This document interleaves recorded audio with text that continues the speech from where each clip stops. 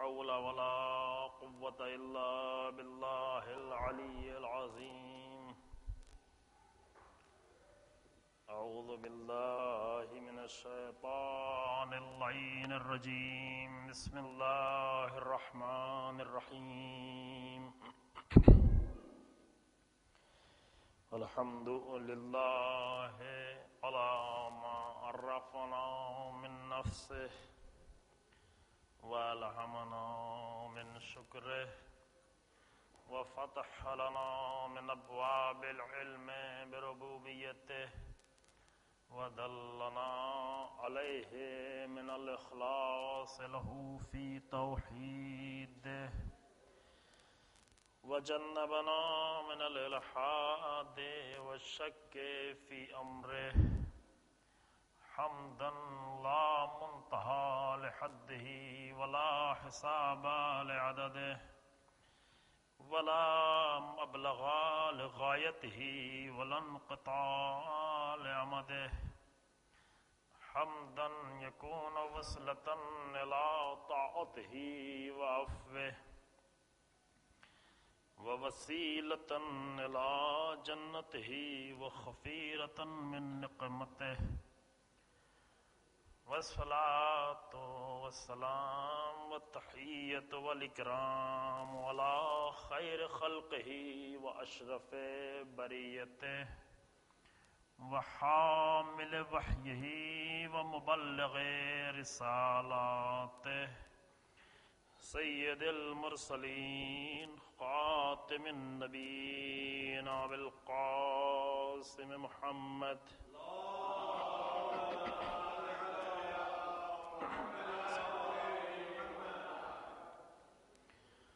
ثم الصلاة والسلام على أهل بيته الأطيبين الأطهرين المعصومين المظلومين الذين أذهب الله عنهم الرجس وطهرهم تطهيرا.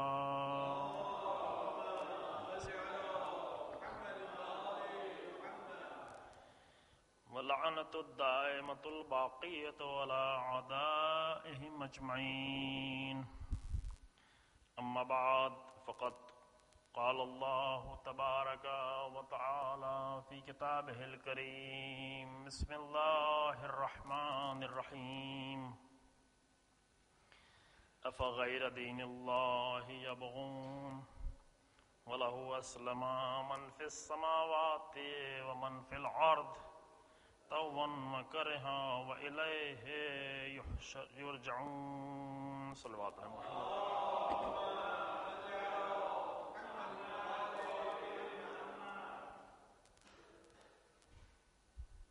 قرآن مجید میں سورہ آل عمران کی اس آیت کریمہ کے ذیل میں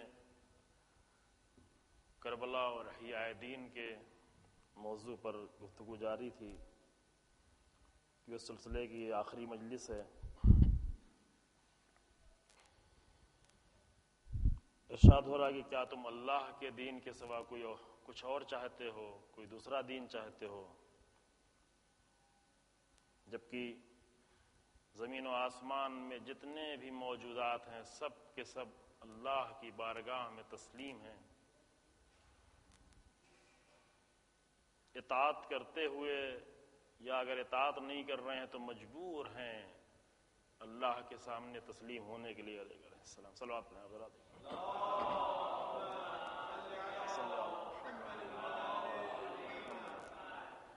سب اللہ کی بارگاہ میں تسلیم ہیں اور اسی کی طرف پلٹ کر جانا ہے. جو دین مطلوب ہے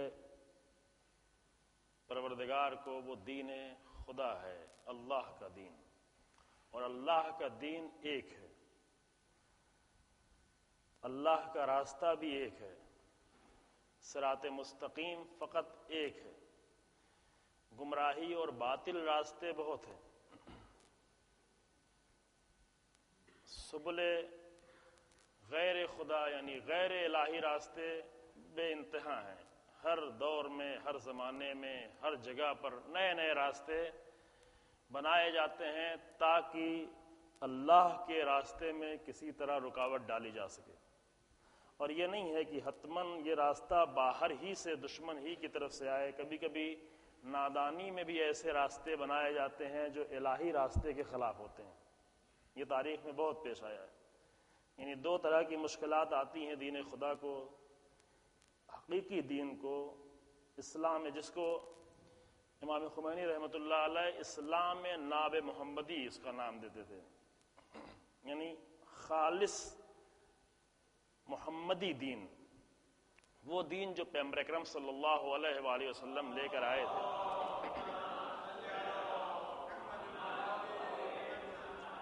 وہ خالص دین صرف ایک ہے، اور ناخالص دین یعنی ملاوٹی دین یا باطل دین یہ بہت سارے ہو سکتے ہیں. باہر سے بھی ہو سکتے ہیں، اندر سے بھی ہو سکتے ہیں. جو دین باہر کے ہیں ان کا اتنا خطرہ نہیں ہے کیونکہ وہ سمجھ میں آ جاتے ہیں. اگر باطل کوئی آ کر ایک دین پیش کرے وہ آسانی سے سمجھ میں آ جاتا ہے کہ یہ جو ہے باطل کی طرف سے آیا ہے. لیکن وہ دین کی جہاں پر حق و باطل کو ملا کر پیش کیا جائے وہاں پر خطرہ زیادہ ہوتا ہے کیونکہ آدمی کو پہچاننے میں مشکل ہو جاتی ہے. اور یہ خطرے اندر سے زیادہ آتے ہیں. پوری تاریخ میں یہ رہا ہے، رسول اللہ کے زمانے سے لے کر امیر المومنین علیہ الصلوۃ والسلام کے زمانے سے لے کر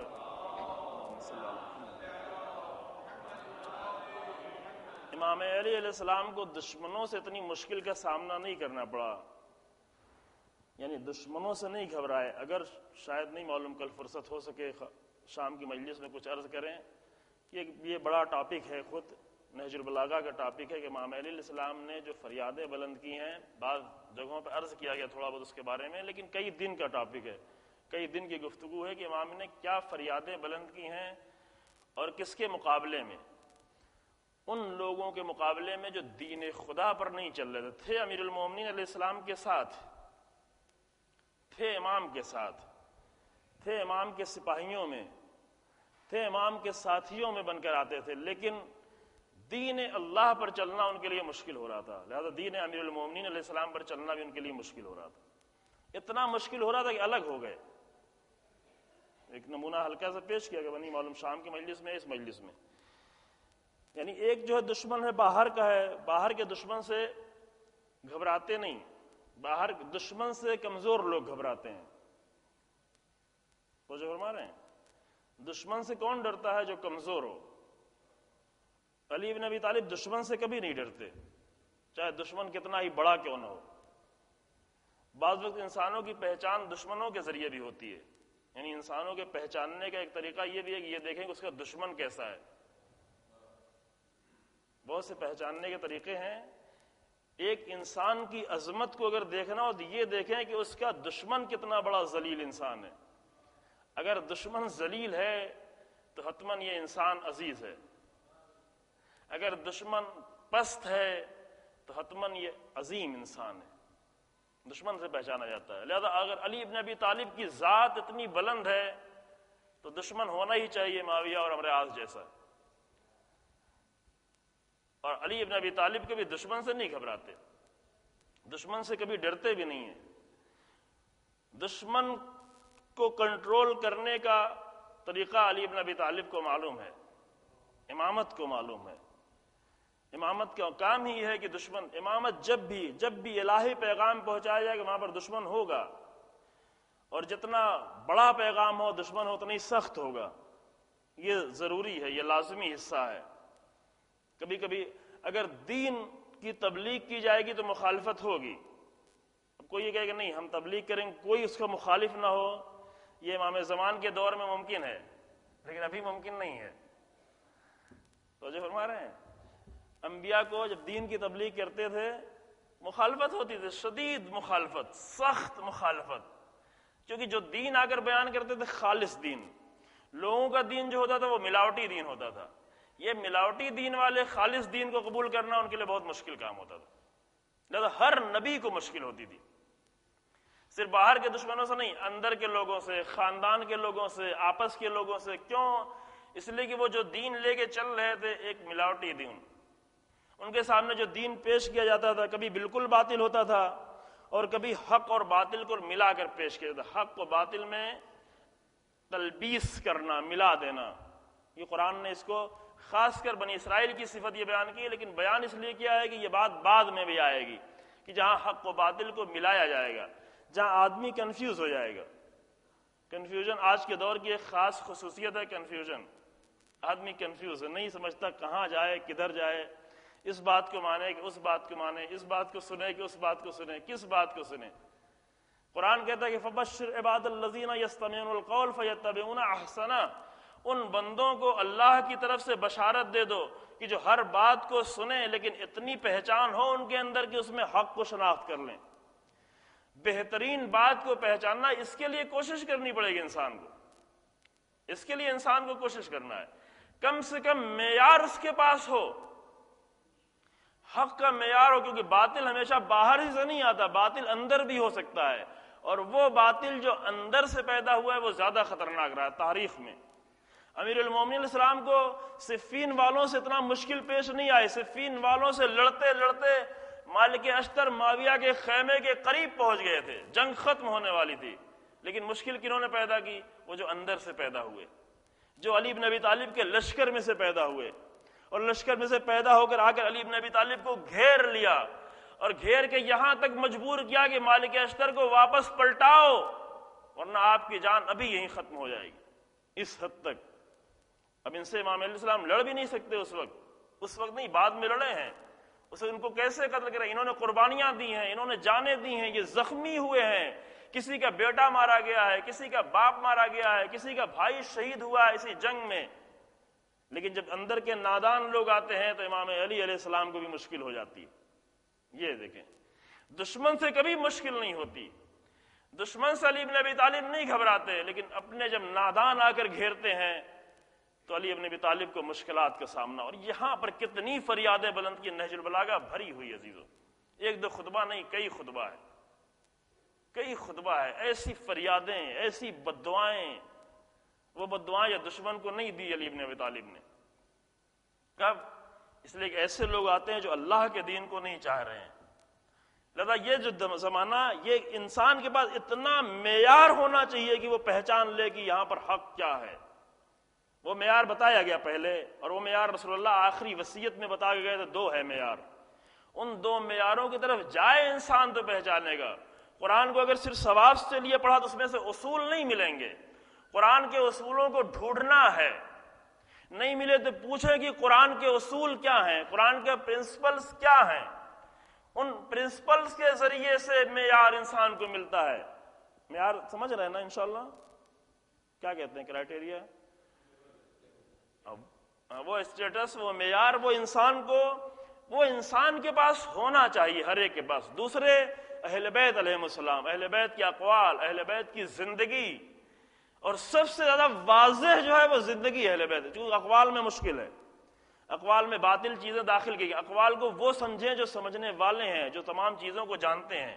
ہر آدمی آ کر ایک حدیث کو پڑھ کر دین نہیں سمجھے. بار بار اس لیے بیان کی کہ مشکل پیدا ہوتی ہے.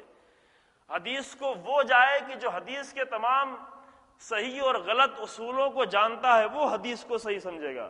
ورنہ جتنی صحیح حدیثیں ہیں اس سے زیادہ باطل حدیثیں بھی ڈالی گئی ہیں، یہی تاکہ مشکل ہو جائے لوگوں کو سمجھنے میں. ہمارے یہاں بھی ہیں اور اہل سنت کے یہاں تو بے انتہا ہیں، بتائے بے انتہا ہیں. 2-4% صحیح ملے تو بہت بڑی بات ہے، چند پرسنٹ، لیکن ہمارے یہاں بھی کم نہیں ہے. لہذا جو سب سے واضح چیز ہے وہ دو ہے. ایک قرآن جس میں ذرہ برابر کی کمی اور زیادتی کا امکان نہیں ہے، خدا کا دعویٰ ہے، انا نحن نزلنا الذکر وانا لہ لحافظون. یہی ہے، اس کی میں حفاظت کرنے والا ہوں. اس میں کوئی لا یاتیہ الباطل، باطل نہ آگے سے آئے گا نہ پیچھے سے. قرآن میں باطل نہیں آ سکتا.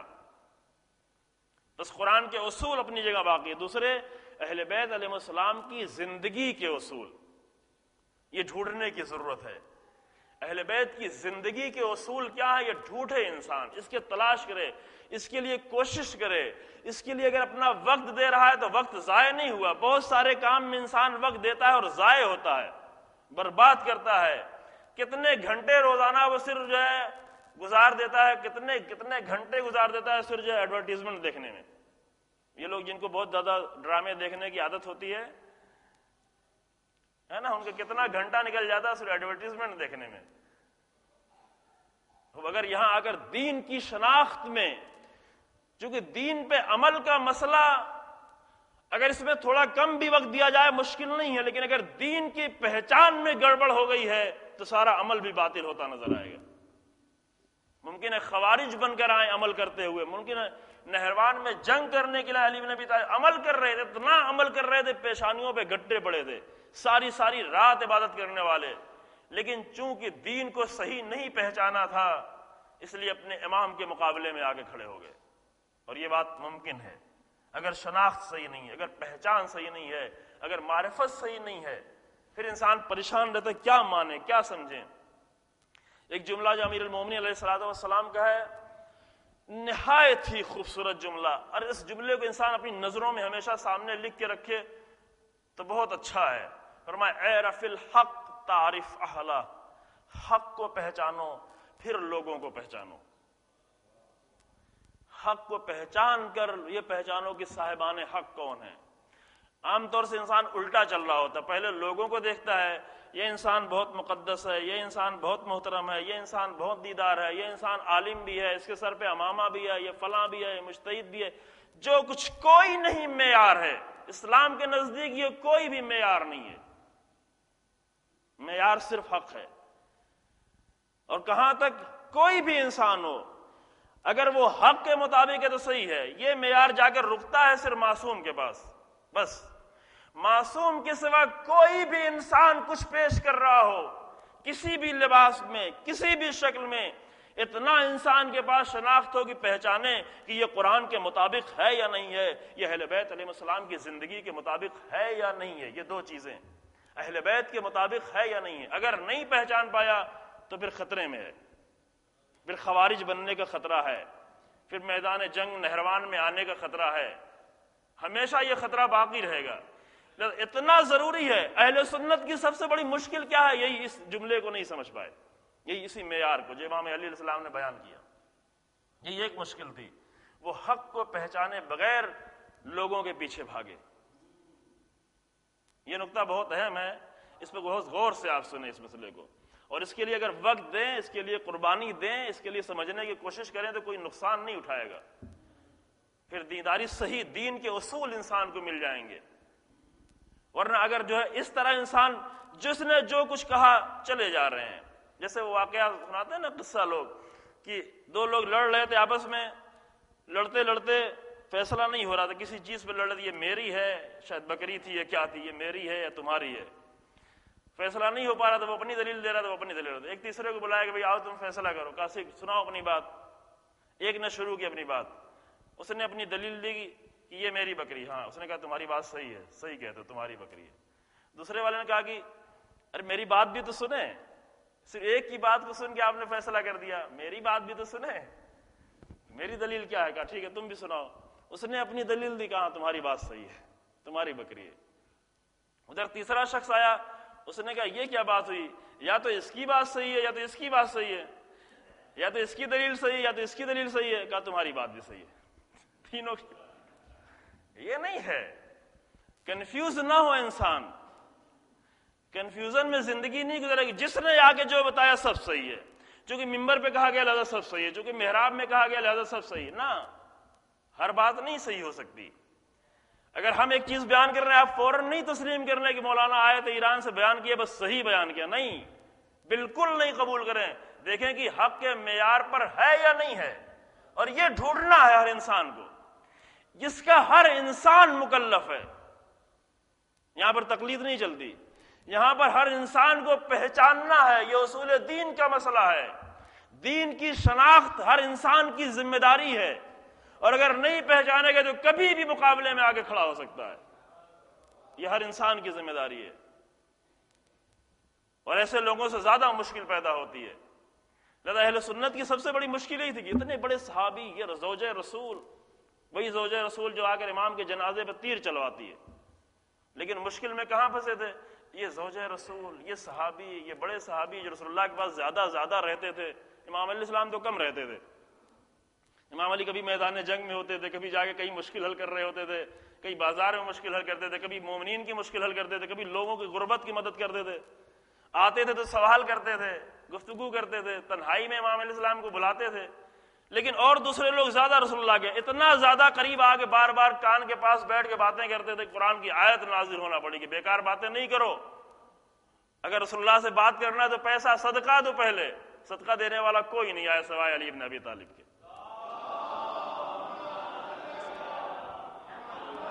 پریشان کرتے تھے رسول اللہ کو، کہاں کہاں صرف قرآن پڑھے کہاں کہاں پریشان کرتے تھے.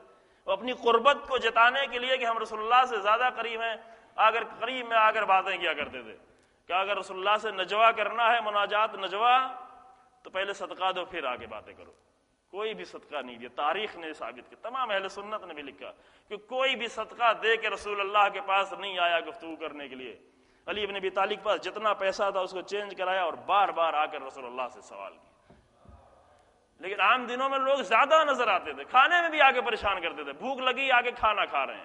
اب کھانا کھایا، 10 منٹ کے لیے کھانا کھایا، 1 گھنٹہ رسول اللہ کے پاس بیٹھے ہوئے ہیں کہ رسول اللہ بہت مقدس ہے، رسول اللہ بہت محترم ہے، بیٹھے رہو.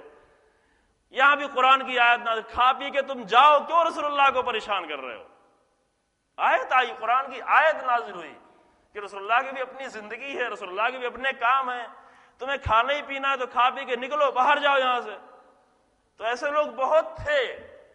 امام شاید اتنا زیادہ نظر نہیں آتے تھے رسول اللہ کے پاس، لہذا لوگ گرفتار ہو گئے کہ یہ بزرگ لوگ کس کے پیچھے بھاگے؟ افراد کے پیچھے بھاگے.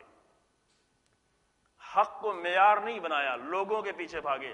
اور جب بھی انسان لوگوں کے پیچھے بھاگے گا تو ہمیشہ گمراہی کا خطرہ ہے، چاہے کوئی بھی ہو. اگر اس کے پاس معیار حق نہیں ہوگا، اگر اللہ کے دین کے اصول انسان کے پاس نہیں ہوں گے تو ہمیشہ گمراہی کا خطرہ ہے. پھر ہمیشہ گمراہی، ہمیشہ انسان خطرے میں پڑنے والا ہے. لہذا ہوئے کربلا میں بھی یہ پیش آیا، اصول نہیں تھے لوگوں کے پاس، اصول نہیں تھے. کتنے لوگ اس لیے آئے تھے چونکہ حق کو نہیں پہچانا تھا اور عمر سعد کا دھوکہ دیا گیا. عمر سعد کے کردار پیش کیا آپ کے سامنے نا. عمر سعد جیسے انسانوں کا دھوکہ دے کے لایا گیا.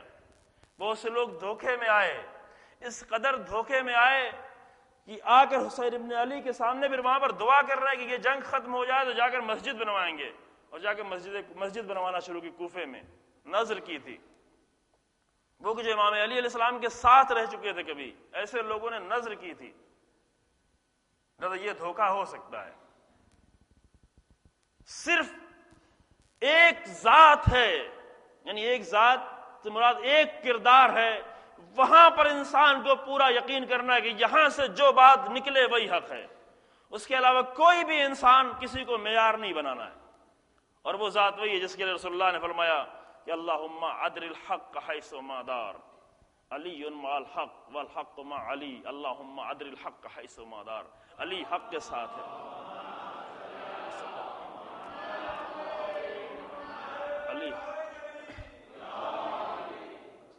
علی حق کے ساتھ ہیں، حق علی کے ساتھ ہے. حق ادھر جائے جدھر علی جائیں، علی ادھر جائیں جدھر حق جائے.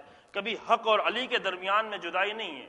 اگر یہ امام علی علیہ السلام کے لیے فرمایا اس کا مطلب یہ نہیں کہ صرف امام علی کے لیے ہے، نہ امام حسن علیہ السلام کے لیے بھی یہی جملہ ہے.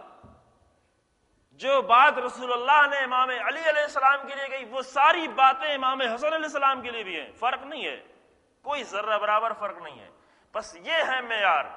اس کے بعد انسان کو خود پہچاننا ہے، اور وہ معیار لینا بھی ہے کہ یہی 2 جگہوں سے. ابھی ممبروں پر آ کر قرآن کے اصولوں کو پامال کیا جاتا ہے. کیوں؟ اس لیے کہ عوام نے ان اصولوں کو نہیں پہچانا ہے، معیار نہیں لیا اپنے ہاتھ میں، لہذا سب کچھ ہوتا ہے. ایک مردہ دین، باطل دین. ابھی ایک زندہ دین جس کا نمونہ سامنے آیا بھی، زندہ دین، حسینی دین، کربلائی دین، علوی دین، امام حسن علیہ السلام کے دین. بعض لوگ کہتے ہیں امام حسن علیہ السلام صلح کر رہے تھے، صلح والے امام تھے. اماموں کو آ کر تقسیم کر دیا، امام کو تقسیم کر دیا. یہ ہماری نادانیوں نے، ہماری غلط شناخت نے، امامت کی غلط معرفت نے آ کر اماموں کو تقسیم کیا. فلاں امام درس والے ہیں، فلاں امام صلح والے ہیں، فلاں امام زندان والے ہیں، فلاں امام جنگ والے ہیں، نہیں، امام سب ایک ہیں، امام سب ایک ہیں۔ اگر زندان کے اندر ہیں پھر بھی امام حالت قیام میں ہے، کیونکہ اللہ کی یہ وصیت ہے کہ انسان ہمیشہ حالت قیام میں ہو، یہ وصیت ہے پروردگار کی، ایک ہی وصیت ہے بس، کہ راہ خدا میں بیٹھے نہیں رہو، راہ خدا میں ہمیشہ حالت قیام میں رہنا ہے۔ قیام سمجھ رہے ہیں نا؟ قیام یعنی کھڑے ہونا، کھڑے ہونے سے مراد یہ نہیں کہ کھڑے ہوں جسم کھڑا ہو، نا، یعنی دین کھڑا ہوا ہو، دین زندہ ہو۔ زندہ کی علامت ہے کہ کھڑا ہو، جو زندہ نہیں ہوگا وہ پڑا ہوا ہوگا۔ مردہ آدمی مر جاتا ہے تو پڑا ہوتا ہے، زندہ ہے تو چلے گا، زندہ ہے تو حرکت کرے گا، زندہ ہو تو معاشرے میں آئے گا، زندہ ہو تو اثر دکھائے گا۔ ہمارا دین اثر نہیں دکھاتا، کیوں؟ اس لیے کہ زندہ دین نہیں ہے۔ ہمارے دین کا نہ ہم پر اثر ہوتا ہے، نہ ہمارے معاشرے پر اثر ہوتا ہے، نہ دوسروں پہ اثر ہوتا ہے، کیوں؟ اس لیے کہ زندہ نہیں ہے۔ زندہ ہوتا تو اثر کرتا، قائم ہوتا تو۔ یہ قرآن کا ٹاپک ہے، کھڑے ہونے والے لوگ، بیٹھے ہوئے لوگ، قائدون، بیٹھے ہوئے نہیں قائدون، اصل قرآنی یہ ٹرم یہ قرآنی ہے۔ کچھ لوگ بیٹھے ہوئے قائدون ہیں، جس کے لیے آیت بھی پہلے پڑھی تھی، بیٹھے ہوئے لوگ، تم بیٹھے رہو اپنے گھروں میں، ان کنتم فی بیوتکم فبرز الذین کتب علیہم القتل علی مضاجعہم، یہ بیٹھے ہوئے لوگ، بیٹھے ہوئے لوگوں سے تم بیٹھے رہو۔ کھڑے ہوئے لوگ یعنی جو دین کو بھی کھڑا کر دیتے ہیں، جو دین کو بھی زندہ کر دیتے ہیں۔ نماز جیسا نماز کے لیے بھی ہے، کچھ لوگ مصلی ہیں تو وہ کہا ویل للمصلین، یعنی نماز پڑھنے والے۔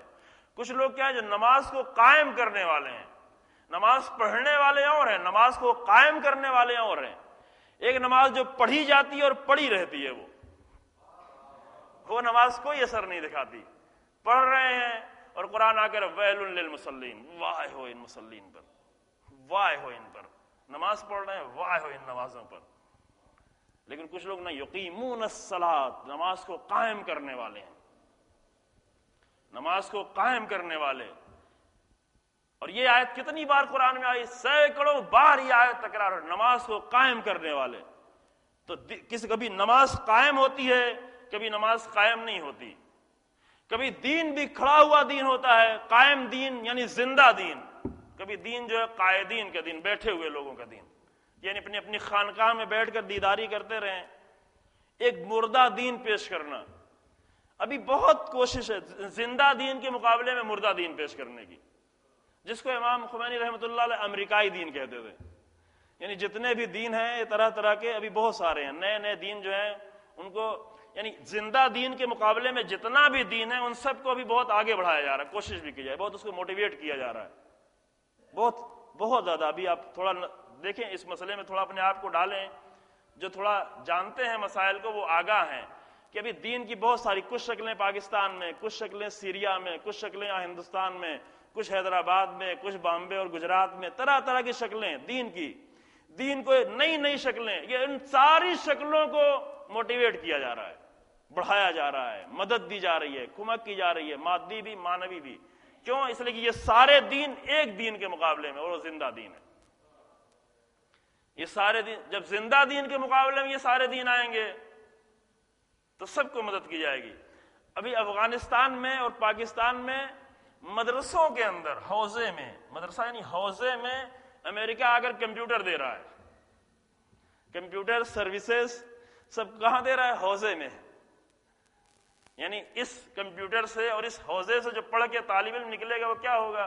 یا تو وہ طالبان بنے گا، یا تو مردہ دین لے کے آئے گا، یا تو طالبانی دین ہوگا، اگر مجاہد بنے گا تو طالبانی دین ہوگا، اگر وہ مردہ دین لے کے آئے گا تو ایک خانقاہی دین۔ بیٹھے رہو، دعائیں پڑھو، اپنی زیارتیں پڑھو، اور پڑھ کے اپنے گھر میں بیٹھے رہو، کسی سے تم سے کوئی لینا دینا نہیں ہے۔ امام خمینی نے جب آ کر زندہ دین پیش کیا اور زندہ دین کے اثرات دیکھ رہا انسان کہ اس سے دین کو بھی عزت ملی، شیعت کو عزت ملی، قوموں کو عزت ملی، اسلام کو عزت ملی، قرآن کو عزت ملی۔ ورنہ 50 سال پہلے اسلام کی حالت دیکھیں، اصل اسلامی ملکوں کی حالت دیکھیں، جو 50 سال کے ہیں وہ جانتے ہیں 40 سال پہلے اسلامی ملکوں کی کیا حالت تھی۔ ساری زمینوں پر قبضہ، حتیٰ کہ زمینیں بھی محفوظ نہیں تھی، انسان کو تو چھوڑیں، زمینیں بھی محفوظ نہیں تھی۔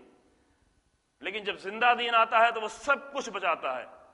اور یہ زندہ دین جب آ کر اس عظیم امام نے پیش کیا تو لوگوں نے مخالفت کرنا شروع، کچھ لوگ آئے امام زمان کے نام پر، کچھ لوگ آئے امام علی کے نام پر۔ نام مقدس ہمیشہ ہوتے ہیں، ملایا نہیں جا سکتا. اگر حق و باطل کو نہیں ملائے تو دھوکہ نہیں دیا جا سکتا. دھوکہ دینے کے لیے ضروری ہے کہ حق باطل کو ملایا جائے, ورنہ دھوکہ ہی نہیں ہوگا. باطل کھل کے اگر سامنے آئے تو دھوکہ کیسے دے پائے گا؟ لہذا نام بہت ہی مقدس, نام بہت ہی محترم, نام امام زمان کا, اور اتنے پاکیزہ جوانوں کو لے کے جاتے پکڑ کے. افسوس اس بات پہ ہوتا ہے, بہت ہی پاکیزہ جوان, قوم کے بہت ہی اچھے جوان, قوم کے بہت ہی پاکیزہ جوان, قوم کے بہت ہی دیندار جوان, اور ان مقدس ناموں کے دھوکے میں آ کر لے جاتے ہیں پکڑ کے. اور جو دین ان کو دیتے ہیں بالکل مردہ دین, مردہ دین. اور مردہ دین الہی دین نہیں ہے. الہی دین صرف ایک ہے, الہی دین جو نبی کا دین ہے, الہی دین جو ابراہیم کا دین ہے, اللہ کا دین جو رسول اللہ کا دین ہے, کہ ایک لمحے کے لیے بھی بیٹھا ہوا نہیں ہو, حالت قیام میں ہو. کیونکہ وصیت ہے, یہ آیت ہے قرآن کی, سورہ سبا کی آیت نمبر 46 یہ آیت ہمیشہ نظر میں رکھے, چونکہ ایک ہی آیت ہے جہاں پر خدا کہہ رہا ہے کہ میں صرف تم سے ایک وصیت کرتا ہوں بس, اور عجیب انداز میں. لہذا یہ آیت کم سے کم ذہن میں رہے. اس آیت سے امام خمینی نے بہت استفادہ کیا, بار بار پڑھا بھی ہے, ان کے خطبات میں بار بار یہ آیت ہے. کیا آیت ہے؟ یہ آیت ہے محروم, یہ آیتوں کا ذکر نہیں ہوتا. قرآن کو اس طرح پیچھے ڈال دیا گیا, قرآن مہجور. قرآن کیا کہتا ہے؟ انما اعظکم بواحدہ, میں صرف انما کا لفظ تو سنا ہوا ہے نا, انما کے معنی یعنی صرف اور صرف بس ایک. انما اعظکم بواحدہ, پھر بعد میں واحدہ بھی آ رہا ہے, ایک. واحدہ معنی بھی ایک, انما بھی پہلے, واحدہ بھی پہلے. انما اعظکم بواحدہ ان تقوموا للہ مثنی و فرادا, تم سے میں صرف ایک وصیت کرتا ہوں کہ پوری زندگی میں تم اللہ کی راہ میں کھڑے ہوئے رہنا. اکیلے ہو تو بھی کھڑے رہنا, دو ہو تو بھی کھڑے رہنا. یہ بہانہ نہیں کرنا کہ میں تو پوری جماعت میں اکیلے ہوں, میں کیا کروں. نہ, بواحدہ. اگر اکیلے ہو تو بھی, اگر حسین ابن علی تنہا ہو, پوری امت مسلمہ حج کر رہی ہو, حسین تنہا کھڑے ہوں گے, کیونکہ یہ اللہ کی وصیت ہے, کیونکہ کربلا کا دین ہی یہی ہے. کوئی بھی ساتھ دینے کے لیے نہیں آئے, اصحاب ساتھ دینے نہیں آئے, گھر کے لوگ ساتھ دینے نہیں آئے, لیکن حسین ابن علی اکیلے آئیں گے میدان میں. اور یہی دین تھا, یہی ہر امام یہی کرتا تھا, چونکہ اللہ کی یہ واز, اللہ کی اکیلے ایک واز یہ ہے, لہذا اس کو چھوڑ کے انسان نہیں کر سکتا. ہم چھوڑ دیں, ہم اللہ کی اس نصیحت کو چھوڑ دیں, لیکن امام نہیں چھوڑ سکتا. لہذا ہر امام حالت قیام میں تھا, اور حالت قیام میں ہونے کی دلیل یہ ہے کہ ہر امام کو شہید کیا گیا. اگر امام بیٹھے ہوئے تھے, اگر امام صرف بیٹھ کر درس دے رہے تو امام کی شہادت کیوں؟ امام کے گھر میں آگ کیوں لگائی جاتی تھی؟ امام صادق علیہ السلام کے گھر میں آگ کیوں لگائی گئی؟ امام تو صرف علم دے رہے تھے. کہا نہیں, یہ ایسا علم دے رہے تھے جس میں قیام بھی ہے, بیٹھا ہوا علم نہیں ہے, مدرسوں کا علم نہیں ہے جو بٹھا دے, ان مسجدوں کا علم نہیں جو انسان کو سلا دے. نشہ پلا کے سلانا تو سب کو آتا ہے, مزہ تو جب ہے کہ گرتوں کو تھام لے ساقی. یہ اقبال نے بہت راز کی باتیں کہی. ابھی ممکن ہے دین کا نشہ پلا کے آدمی کو سلا دے, چاہو خانقاہ میں جاؤ, نشہ پلا کے سلانا تو سب کو آتا ہے, مزہ تو جب ہے کہ گرتوں کو تھام لے ساقی. وہ جو گر رہا ہے اسے سنبھالے, وہ ہمارے پاکیزہ جوان دین کے نام پر, امام زمان کے نام پر جو مردہ دین کے پیچھے بھاگ رہے ہیں. مزہ تو اس وقت ان کو آ کر سنبھال لو کہ کہاں جا رہے ہو. مردہ دین تمہارا علاج نہیں ہے. چند نمازیں اور چند دعائیں اور چند زیارتیں پڑھ لینا یہ تمہارا دین, یہ ایک دین کا تھوڑا سا حصہ ہے. پورا دین جب سامنے آئے تو زندہ دین ہوتا ہے, ورنہ دین کو مار دیا, دین کو مار کر ٹکڑے ٹکڑے کیے. کوئی نماز لے کے گیا, کوئی ویلفیئر کا کام کرنے لگا, کوئی میڈیکل کام کرنے لگا, کوئی اسکول کا کام کرنے لگا, کوئی بیٹھ کر دعائیں پڑھنے لگا. یہ دین کی میت بنا دی ہے, دین کے لاش کے ٹکڑے ٹکڑے کر دیے ہیں. یہ دین تمہیں زندگی نہیں دے گا, یہ دین تمہارے معاشروں کو زندگی نہیں دے گا. ہر وہ دین کی جو زندہ دین کے مقابلے میں آتا ہے اس کو آج بہت موٹیویٹ کیا جا رہا ہے, بہت زیادہ. اگر آپ آئیں تھوڑا دیکھیں دنیا کے سامنے کیا کیا ہو رہا ہے, کتنا کوشش ہو رہی ہے. یہ سب زندہ نمونے ہیں بالکل, کہ مدرسوں کی مدد, حوضوں کی مدد. اب جس حوضے کی مدد امریکہ کرے اس کا نتیجہ کیا ہوگا؟ جس کا فنڈ لندن سے آئے اس کا نتیجہ کیا ہوگا؟ معلوم ہے نا اس کا نتیجہ کیا ہوگا؟ یہ جو بھی ہوگا جتنا بھی مقدس ہوگا لیکن ہوگا زندہ دین کے مقابلے میں. لہذا یہ ہو رہا ہے. لیکن رسول اللہ کا دین زندہ دین ہے. رسول اللہ نے آ کر مردوں کو، عرب جاہلوں کو آ کر زندگی دی ہے. دین کا کام ہی ہے زندگی. دین یعنی بعثت. بعثت یعنی کیا؟ بعثت کے معنی عربی میں کیا ہے؟ بعثہ کے معنی کیا ہے؟ ابھی بعثت بہت ہی عظیم دین ہے جس کا اس دن ہم کچھ نہیں کرتے. یہ ہمارے افسوس میں سے شامل ہے. اگر اس پہ افسوس کریں جتنا ابھی تک کچھ نہیں کیا اس پہ افسوس کریں تو حق ہے. بعثت تاریخ کا ایک عظیم موڑ ہے. بعثت کے پہلے کا انسان کچھ اور تھا، بعثت کے بعد کا انسان کچھ اور ہوا. بعثت عظیم موڑ ہے تاریخ کا. جیسے غدیر ایک تاریخ کا عظیم موڑ ہے. غدیر صرف اس لیے نہیں ہے کہ اگر جشن منا کے خوش ہو کر لڈو کھا کر چلے جائیں نا. غدیر اپنانے کی چیز ہے. غدیر کو اپنے دل میں لے کے آئیں. غدیر میں آئیں تو علی ابن ابی طالب کی ولایت ہمارے وجود پر ہو.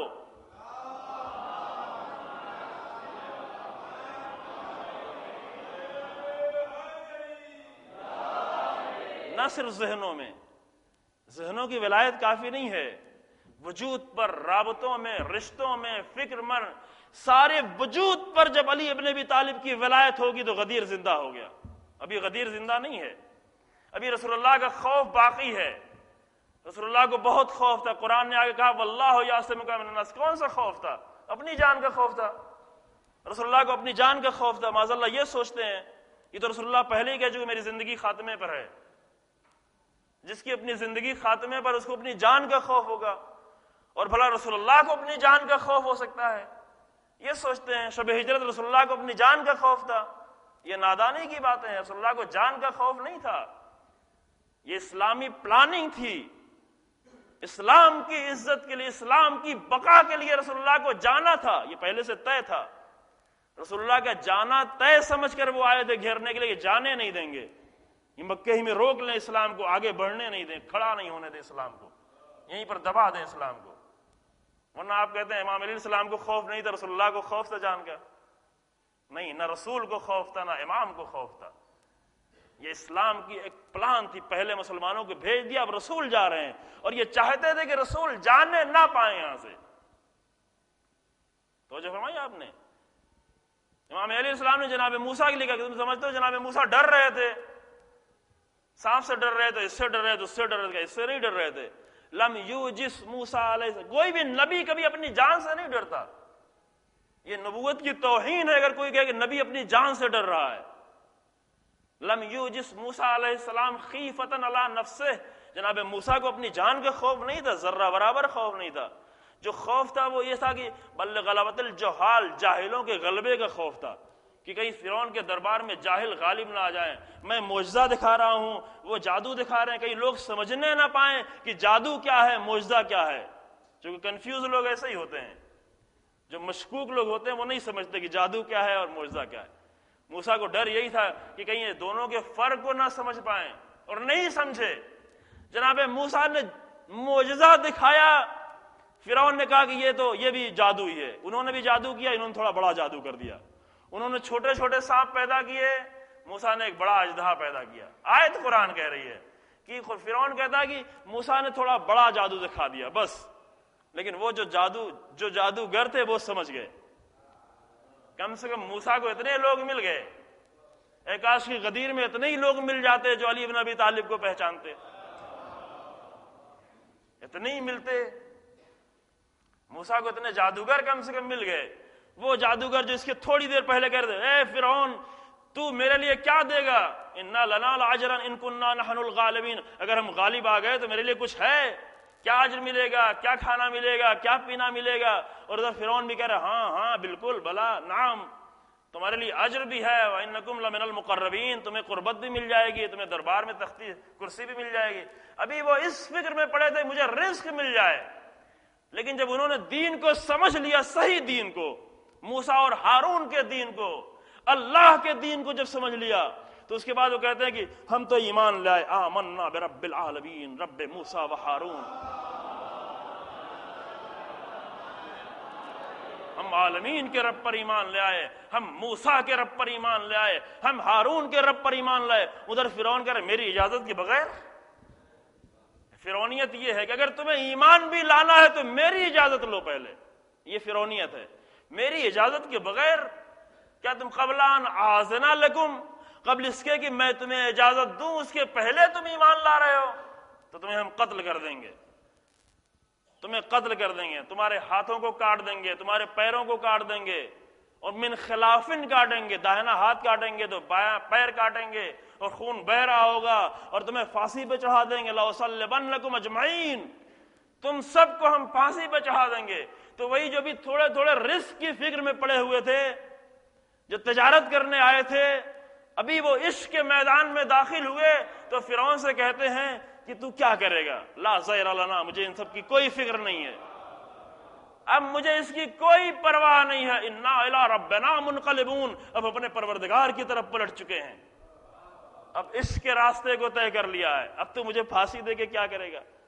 یہی تو کرے گا، ہاتھ کاٹ دے گا، یہی تو کرے گا، پیر کاٹ دے گا، یہی تو کرے گا، زبان کاٹ دے گا، یہی تو کرے گا، پھانسی دے گا، اس کے بعد تو کیا کرے گا؟ انا الی ربنا منقلبون، ہم اپنے پروردگار کی طرف پلٹ چکے ہیں، ہم اپنے پروردگار کی طرف پلٹ چکے ہیں۔ لہذا موسیٰ کو کوئی خوف نہیں تھا، رسول اللہ کو بھی اپنی جان کا خوف نہیں تھا، خوف صرف بات کا ہے اتنا بڑا پیغام لے کے آیا ہوں کہ یہ جاہل لوگ اس پیغام کو نہ سمجھیں، اور نہیں سمجھے، ابھی تک نہیں سمجھے، وہ جو ولایت کا دم بھرتے ہیں وہ بھی نہیں سمجھے، علی ابن ابی طالب کی ولایت کو نہیں سمجھے۔ علی ابن ابی طالب کی ولایت ایک دن کے لیے نہیں ہے، جیسے کربلا کا ذکر ہوا، کربلا 2 مہینہ 8 دن کے لیے نہیں ہے، کربلا پورے سال کے لیے ہے۔ کربلا ہماری تہذیب ہے، کربلا ہمارا کلچر ہے، کربلا ہماری فکر ہے، کربلا یعنی حسینیت۔ اسی طرح غدیر کا کربلا سے گہرا رابطہ ہے، یہ بہت گہرے رابطے ہیں، غدیر سے کربلا کا، کربلا سے ظہور امام کا، یہ بہت گہرے رابطے، کبھی توفیق اس پہ گفتگو کی جائے، یہ سب سلسلہ ہے۔ غدیر یعنی وہ غدیر جو آ کر علی ابن ابی طالب کی حکومت کے اندر انسان آ جائے۔ علی ابن ابی طالب کی حکومت سے 4.5 سال کے لیے نہیں تھی، 4 سال 9 مہینے کے لیے، علی ہمیشہ کے لیے علی کی حکومت ہے، لیکن جو اس حکومت میں آئے اس کے لیے حکومت ہے، جو آ کر اپنے اس ولایت کے سسٹم میں داخل کر دے۔ امام رضا علیہ السلام ولایت ایک سسٹم ہے،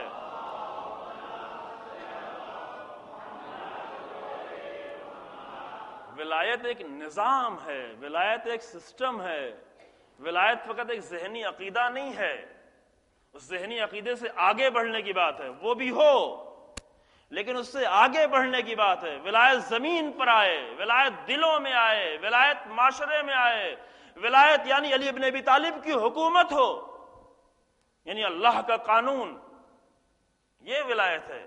کیا ولایت کو سمجھا ہے؟ کہاں جا کے ولایت کو محدود کر دیا ہے؟ اسی لیے جب یہ نظام ولایت ایک فقیہ نے آ کر قائم کیا تو ایک جملہ کہا جو بعض لوگوں کو سمجھ میں نہیں آیا اس وقت، کہا کہ حفظ نظام واجب ترز نماز است، یہ جملہ تھا امام خمینی کا، کہ اس نظام کی حفاظت کرنا یہ میرا نظام نہیں ہے، میں ایک خادم ہوں، صرف خادم ہوں اس سسٹم کا، بس اپنے منہ کا جملہ، میں خادم ہوں۔ جب کہا کہ میں تمہارا خادم ہوں اس نظام کا، لوگ رو رہے تھے، تقریر موجود ہے ابھی بھی، کہ میں صرف خادم ہوں، یہ الہی نظام ہے، اس نظام کی حفاظت کرنا واجب ترز نماز است، نماز سے بھی زیادہ واجب ہے۔ کل جشن منایا ہے، کل بھی ذکر ہونا چاہیے تھا، ایسے دنوں کو یاد کرنے کی ضرورت ہے۔ کل انقلاب کا جشن ایران میں منایا گیا، کروڑوں لوگ آئے، 31واں سال گزرا، کامیابی کا 31واں سال، اور جیسے جیسے سال گزرتا ہے کامیابی بھی آگے بڑھتی ہے، ویسے ویسے دشمن کی پریشانی بھی بڑھتی جا رہی ہے، سمجھ رہے ہیں؟ دشمن کی پریشانی بڑھتی جاتی ہے۔ اللہ فرمایا کہ یہ نظام ہے،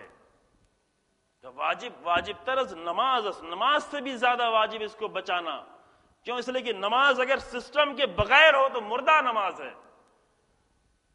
مردہ نمازیں سعودی عرب میں بھی بہت پڑھی جا رہی ہیں، مردہ نمازیں کعبے میں بھی بہت پڑھی جا رہی ہیں، مردہ حج کعبے میں بہت کیا جا رہا ہے۔ اب اپنے جوانوں کو اس مردہ نمازوں میں نہیں مشغول کر دو زندہ دین کو چھڑا کر۔ اگر زندہ دین کو چھوڑ کر مردہ نمازیں پڑھی جائیں گی تو آخر میں وہی صرف جنت ملے گی بس. جنت بھی ہے، تجارت ہے، اس تجارت کو بھی قرآن نے ذکر کیا ہے. ان اللہ اشتری من المؤمنین انفسهم واموالهم بان لهم الجنہ. کچھ لوگوں کے لیے ہے جنت یہ، لیکن جنت بھی طرح طرح کی، اس کا ذکر ہو چکا پہلے. ہر جنت وہی نہیں ہے جس میں صرف باغات ہوں، جنت کے درجات بہت ہیں. جس کا جیسا نفس ہوگا اسی کے مطابق اس کو جنت بھی ملے گی. اگر نفس بیچنے والی ذات علی ابن ابی طالب کی ہے تو جواب میں کیا ملے گا؟ مرضات اللہ. قرآن نے کہا تمہیں جنت بھی دیں گے، سب کچھ دیں گے، لیکن ورضوان من اللہ اکبر، اللہ کی رضا یہ سب سے بڑی چیز ہے. یہ کام عاشقوں کا ہے. اللہ کی رضا ڈھونڈنے والے لوگ عاشق ہوتے ہیں، جنت ڈھونڈنے والے لوگ تاجر ہوتے ہیں. اب یہ گفتگو کل ہو چکی ہے، اس میں نہیں جانا ہے، لیکن یہ ہے، یہ دین زندہ دین، یہ دین اللہ کا دین ہے. اللہ کا دین صرف ایک ہے بس. اللہ کا دین کئی نہیں ہو سکتا. جہاں کئی نظر آئے وہیں کچھ گڑبڑ ہے. ہر ایک کچھ کہہ رہا ہے اور ہر ایک مل کے ایک کے مقابلے میں. ابھی اس دین کے مقابلے میں جو پیش کیا اس عظیم انسان نے آ کر اپنی تمام قربانیوں کے بعد، سب مل کر، دشمن بھی پیچھے پڑا ہوا ہے، دوست بھی پیچھے پڑے ہوئے ہیں، سب پیچھے پڑے ہوئے ہیں، علماء بھی پیچھے پڑے ہوئے ہیں، سب پیچھے پڑے ہوئے ہیں. ایک کے پیچھے کیوں پڑے ہوئے ہیں؟ اس لیے پیچھے پڑے ہوئے ہیں علی بن ابی طالب کے پیچھے بھی سب مل کے پڑے تھے. جہاں زندہ دین پیش کیا جائے گا وہاں خطرے ہیں، وہاں جانے جائیں گی، وہاں قربانیاں دی جائیں گی. زندہ دین میں دینا ہے، لینا نہیں ہے. جو باتیں ہو گئی اسے دہرانا نہیں ہے، اسے آپ ذہن میں رکھیں. زندہ دین کو دینا پڑتا ہے، زندہ دین کو شہید دینے پڑتے ہیں، زندہ دین کو جوان دینے پڑتے ہیں، زندہ دین کو قربانیاں دینی پڑتی ہیں. وہ دین جو مردہ ہے وہ لوگوں کو بہت پسند ہے کہ گھر بھی بچا ہوا ہے، خود بھی بچے ہوئے ہیں، جنت بھی مل رہی ہے، کیا چاہیے اور. لیکن اس سے الہی دین قائم نہیں ہوتا. دین رہتا ہے لیکن قائم نہیں ہوتا. نمازیں رہتی ہیں لیکن قائم نہیں ہوتی. لہذا فرمایا کہ واجب ہے، واجب تر ہے. کیوں؟ اس لیے کہ دین کا مزہ ہی نہیں ملے گا. ایک بہت ہی عظیم ہمارے عالم گزرے ہیں، یعنی ان کی کتاب بیس ہوتی ہے درس اجتہاد کی. جواہر الکلام بیس ہے. تمام جو درس اجتہاد، جو مجتہدین 10 سال 20 سال 25 سال اجتہاد کے جو درس دیتے ہیں، فقیہ مراجع جو درس دیتے ہیں، اس میں اصل ایک کتاب جو سب سے زیادہ استعمال ہوتی ہے وہ یہ کتاب ہے. سائیڈ میں اور دوسری کتاب بھی استفادہ کرتے ہیں لیکن اصل بیس یہ کتاب ہوتی ہے جواہر الکلام. انہوں نے اس کتاب میں لکھا کہ جس نے ولایت فقیہ کو نہیں سمجھا اس نے دین کا مزہ ہی نہیں چکھا ہے. چونکہ دین کیا ہوگا؟ وہی ٹکڑے والا دین ہوگا. ٹکڑے والے دین میں مزہ نہیں ہے. ٹکڑے والے دین میں یہی، دین بھی بدنام ہوتا ہے، دیدار بھی بدنام ہوتا ہے. دین کی بھی توہین ہوتی ہے، مسلمان کی بھی توہین ہوتی ہے، چونکہ ٹکڑے والا دین ہے. لیکن کامل دین ہوتا ہے تو تھوڑے سے لوگ بھی ہوتے ہیں پوری دنیا میں دین کو عزت دے دیتے ہیں. کامل دین یہ ہوتا ہے، زندہ دین یہ ہوتا ہے. چند لوگ، چند سپاہی، چند ہزار جوان اور چند ہزار پاکیزہ جوان، وہ اگر جب زندہ دین کو لے کے آتے ہیں تو پوری دنیا میں شیعت، پہلے شیعت کو نہیں پہچانتے تھے لوگ، یقین جاننا نہیں پہچانتے. جن لوگوں نے دنیا کا سفر پہلے کیا ہے 20-25 سال پہلے، وہ جانتے ہیں کہ شیعت کو نہیں پہچانتے تھے. اسلام کے نام پر وہی وہابیت اور وہی دوسرا مذہب آتا تھا. شیعت کوئی جانتا بھی نہیں تھا شیعت کوئی مذہب ہے.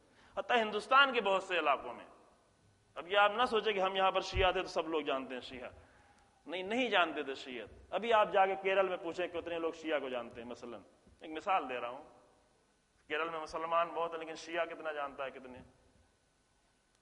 پوچھ سکتے ہیں، آپ سے قریب بھی، بہت دور بھی نہیں ہے، وہاں جا کے دیکھیں شیعت کو کتنا. لیکن نہیں، انقلاب ایران کے بعد شیعت پہچانی گئی، خاص کر حزب اللہ کی جنگ کے بعد.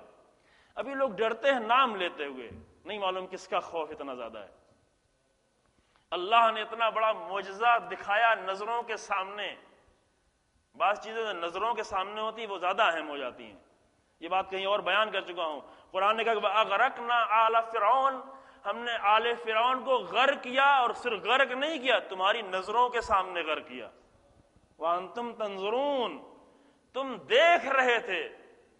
یہ اپنی نظروں سے فرعون کا غرق ہونا دیکھنا یہ بہت اہم ہے، یہ بھی ایک معجزہ ہے.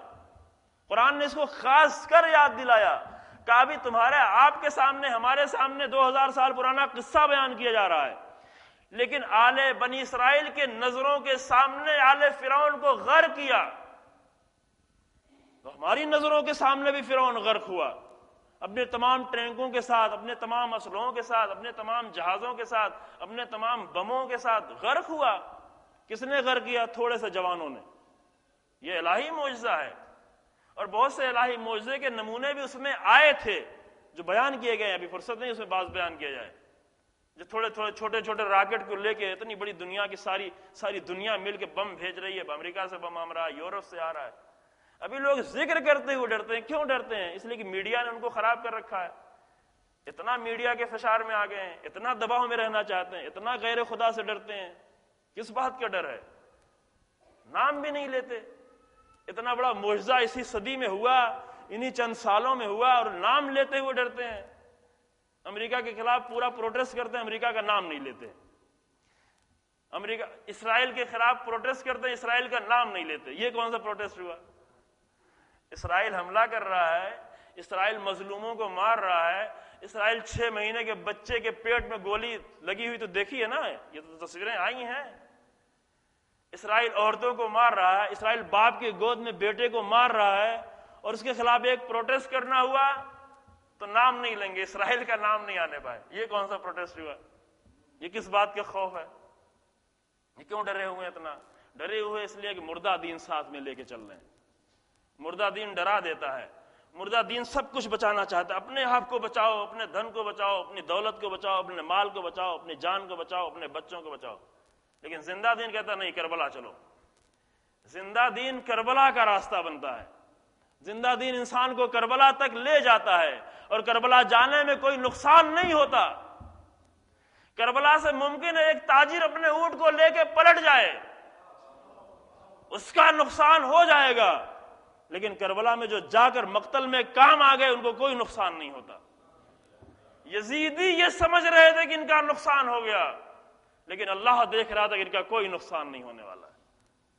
تم غلط فکر کر رہے ہو، غلط سوچ رہے ہو۔ لہذا ہر نبی اور ہر امام ایک اصول پر ہمیشہ رہا، کیا؟ اعظکم بواحدہ ان تقوموا للہ مثنی وفرادى، کھڑے ہوئے ہیں، اللہ کی راہ میں کھڑے ہوئے ہیں۔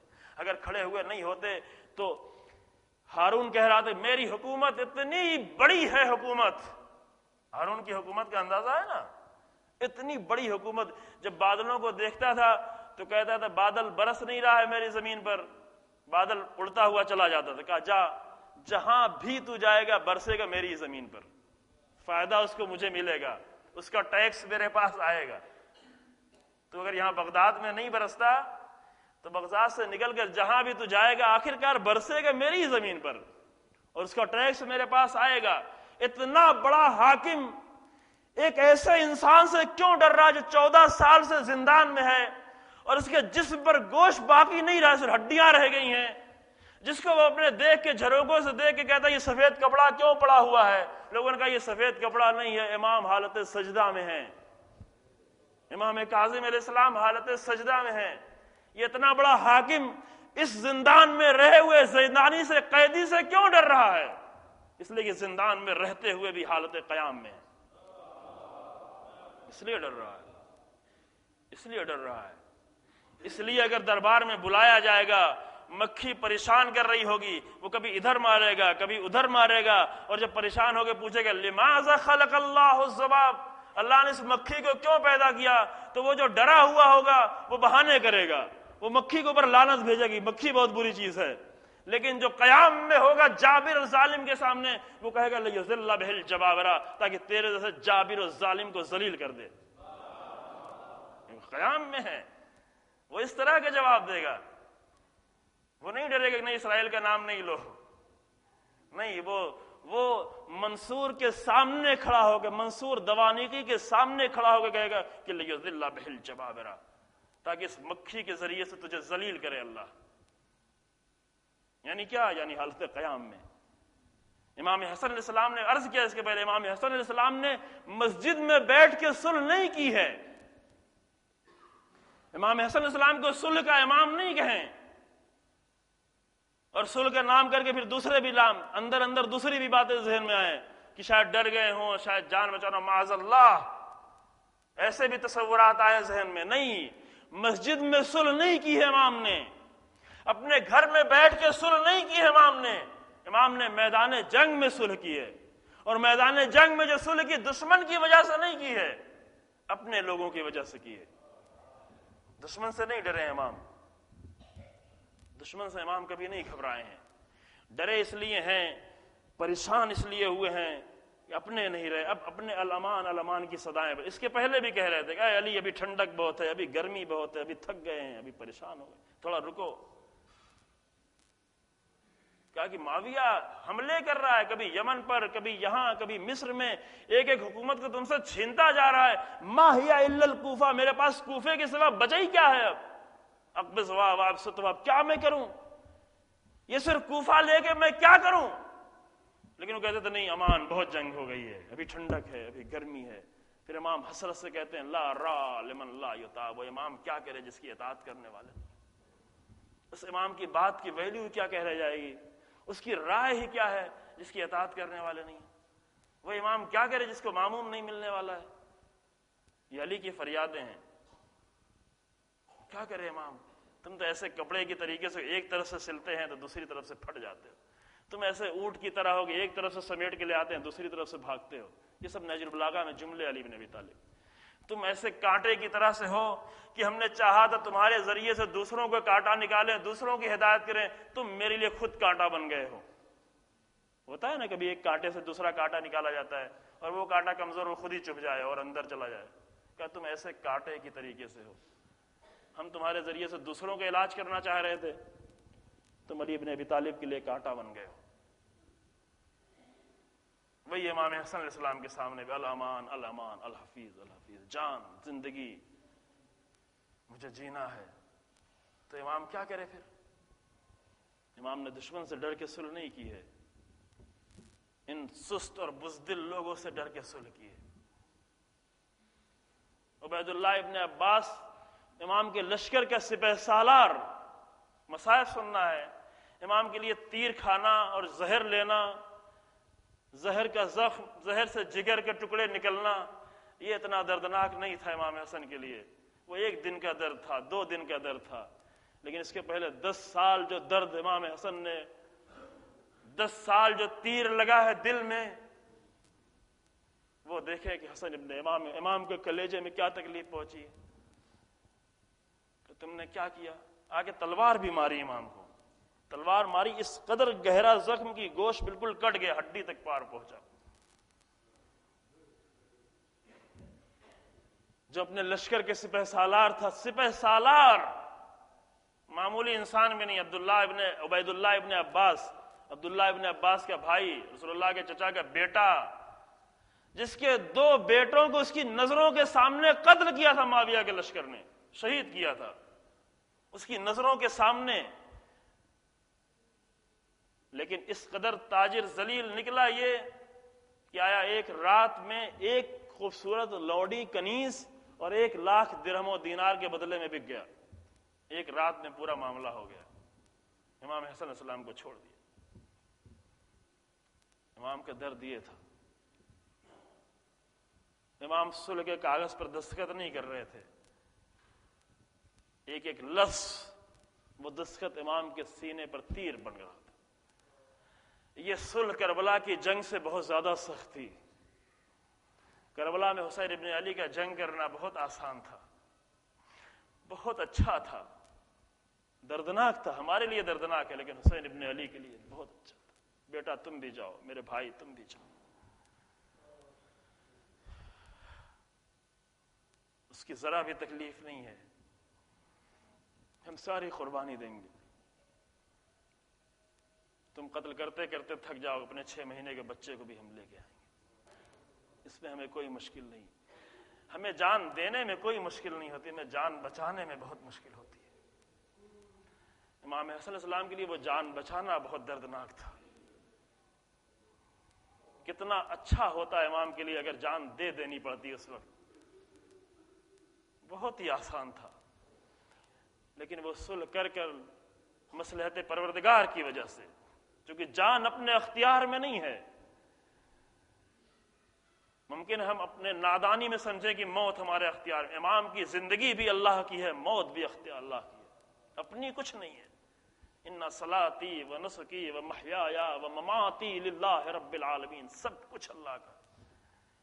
ہمارے اپنے اختیار میں ہو تو یہاں پر جان دے دینا بہت ہی اچھا تھا، لیکن نہیں، یہ جان بھی پروردگار کی دی ہوئی نعمت ہے، اس وقت دی جائے گی جب اس کی طرف سے حکم ہو جائے۔ لہذا صلح کرنا پڑا۔ کس سے صلح کی امام حسن نے؟ اس مصیبت کو جب کبھی سوچیں، مجھے یاد آ رہا ہے کہ میں 3 سال پہلے بیان کر چکا ہوں یہاں پہ، لیکن نہیں معلوم آپ کے ذہن میں ہے کہ نہیں ہے۔ امام حسن علیہ السلام کی مصیبت کیا تھی؟ صلح کس سے کرنی پڑی؟ اس سے صلح کرنی پڑی جس کے لیے امام علیہ السلام ایک لمحے کے لیے تیار نہیں تھے کہ یہ صرف ایک علاقے کا گورنر رہے۔ لوگوں نے بہت آگے کہا، مغیرہ ابن شعبہ نے آگے کہا، دوسروں نے کہا کہ کچھ دن کے لیے چھوڑ دیں معاویہ کو، کچھ دن بعد جب ہماری حکومت مضبوط ہو جائے گی تو اسے ختم کر دیں گے، اس حکومت کو ختم کر دیں گے۔ لیکن امام کہتے تھے نہیں، حکومت عدل میں، علی بن ابی طالب کی حکومت میں ایک لمحے کی بھی گنجائش نہیں ہے۔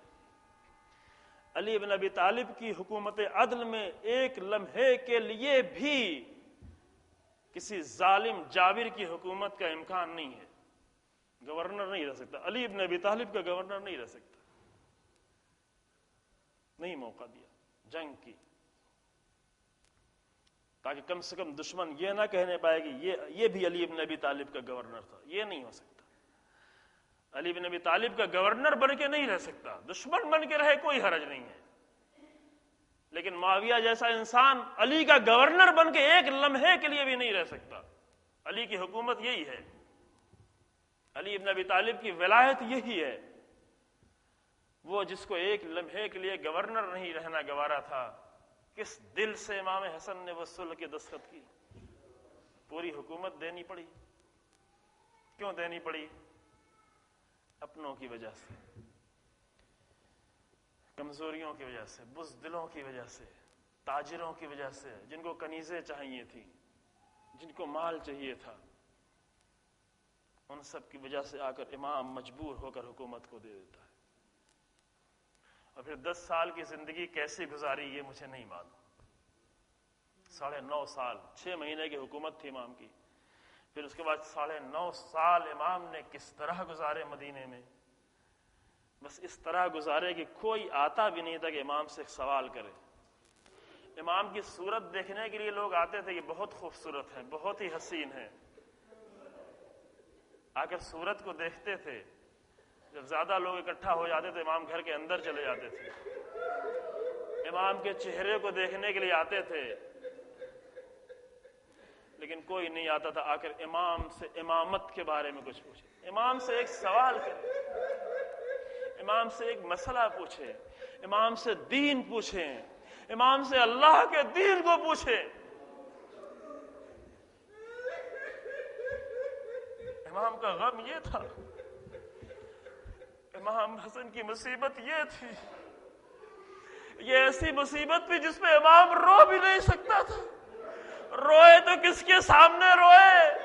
ایسی بیوی کے سامنے کہ جو زہر دینے کے لیے تیار ہے۔ کتنا مظلوم ہے امام، اپنے گھر میں بھی جا کے بیان نہیں کر سکتا کہ مصیبت کیا ہے۔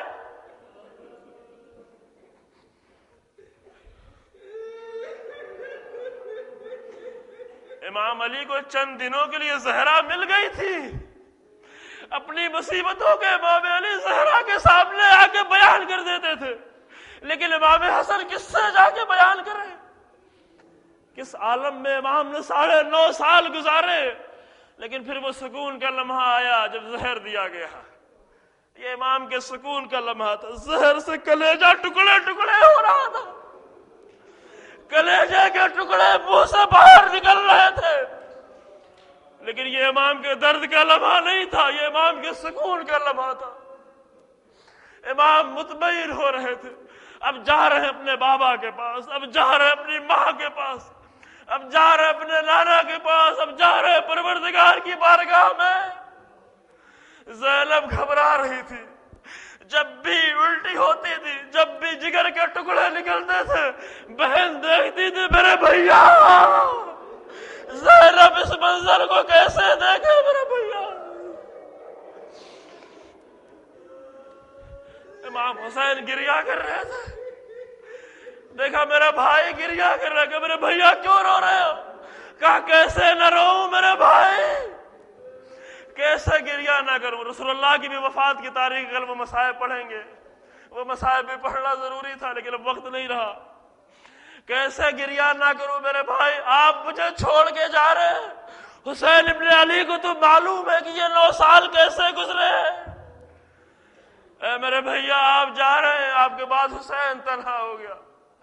فرمایا لا یومک یومک یا ابا عبداللہ، لا یومک یومک یا ابا عبداللہ، اے میرے بھیا کوئی بھی دن بھی تمہارے دن جیسا نہیں ہے۔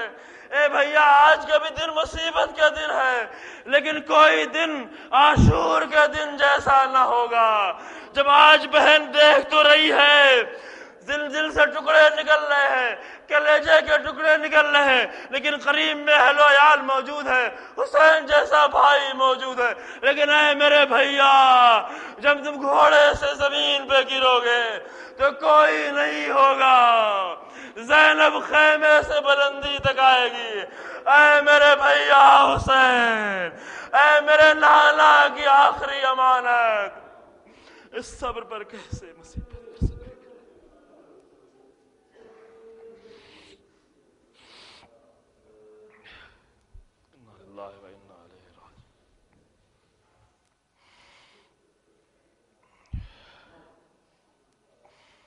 عالم الذین ظلموا ایام انقلب ينقلب۔ پروردگار ہمارے اس مختصر سے اعمال کو قبول فرما۔ پروردگار ہماری مجالس، ہماری عزاداری، ہمارے ماتم، ہمارے غم، ہماری نمازوں، ہماری دعاؤں کو، تمام ان اعمال کو قبول فرما۔ پروردگار جو مومنین پریشان حال ان کی پریشانیوں کو دور فرما، جو مریض ان کو شفاء کامل عطا فرما۔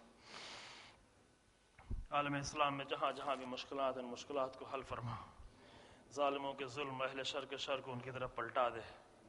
کلمہ حق کو بلندی اور کلمہ باطل کو ذلت پستی عنایت فرما۔ اے پروردگار امام زمانہ کے ظہور میں تعجیل فرما، اسلام انقلابی کی حفاظت فرما، ہمیں امام کے اعوان و انصار میں شمار فرما، امام کے قلب نازنی کو ہم سے راضی فرما۔ ربنا تقبل منا انک انت السمیع العلیم بحق محمد و